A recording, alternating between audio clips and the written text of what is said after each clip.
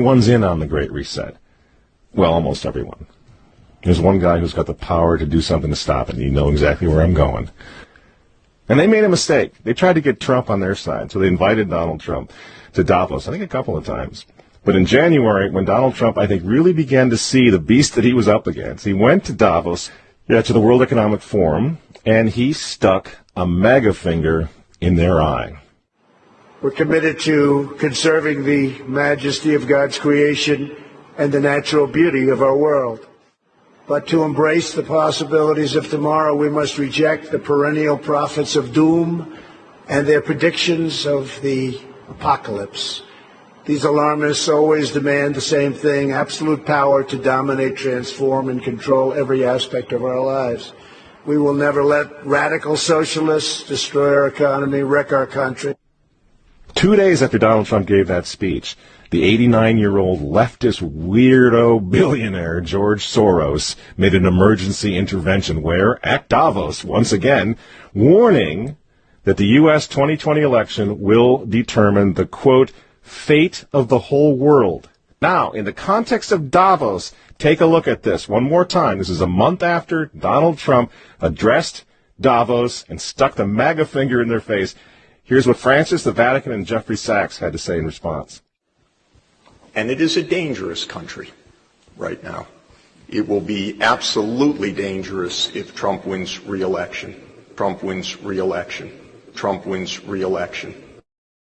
Francis invited this guy to the Amazon Synod as an honored guest and advisor.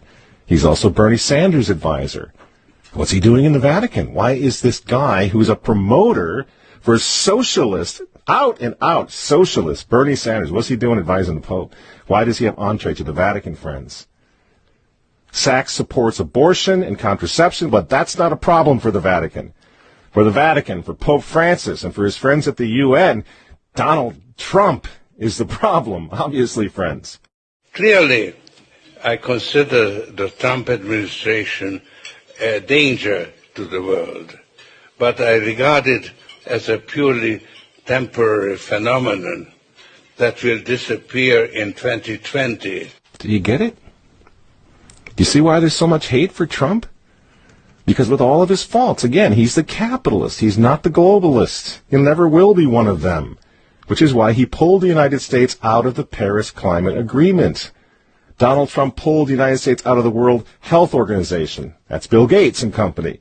And now he's threatening to pull the United States out of the World Trade Organization. People say, yeah, well, Donald Trump got married twice. He's a bad guy. Really?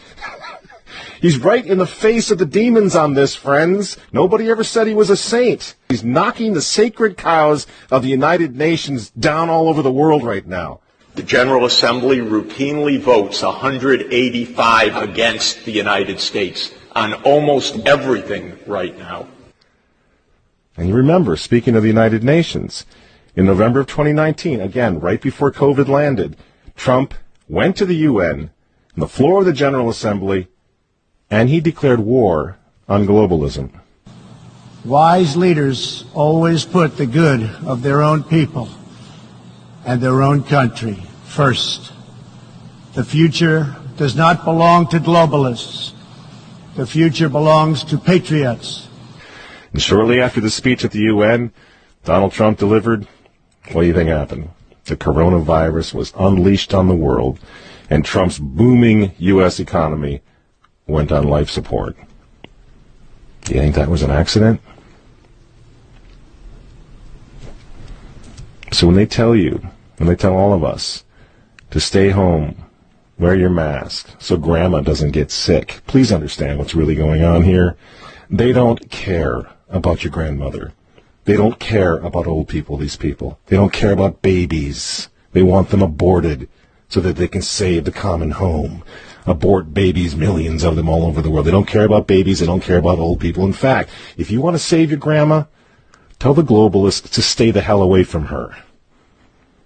You remember how some of them, like Cuomo and characters like this, were running COVID recovering patients through nursing homes? That's how much they care about grandma. And the name of the game now is to bring the United States economy to its knees, get it out of the way, so that everyone will want the Great Reset.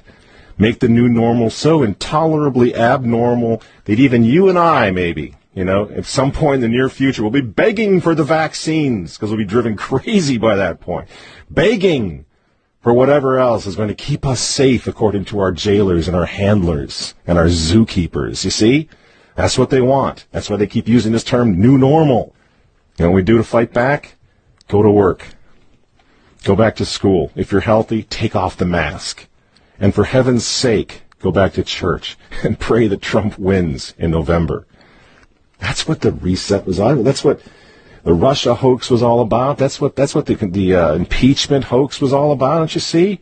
For 4 years, they've been trying to stop this man because if he strengthens America, if he makes it great again, if he brings the economy back again, the reset won't happen.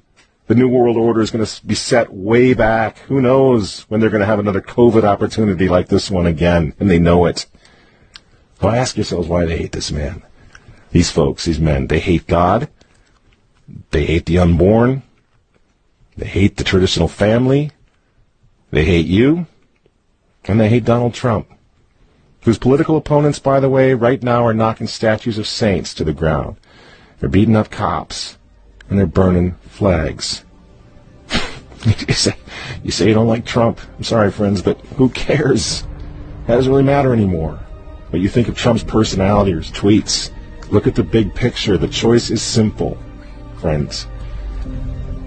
Stand with America right now, or fall with the New World Order in the not-so-distant future. There's no other choice. I'm Michael Matt.